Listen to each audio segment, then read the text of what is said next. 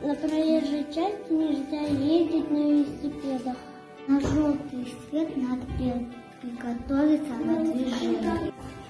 Перед тем, как переходишь дорогу, нужно посмотреть по сторонам.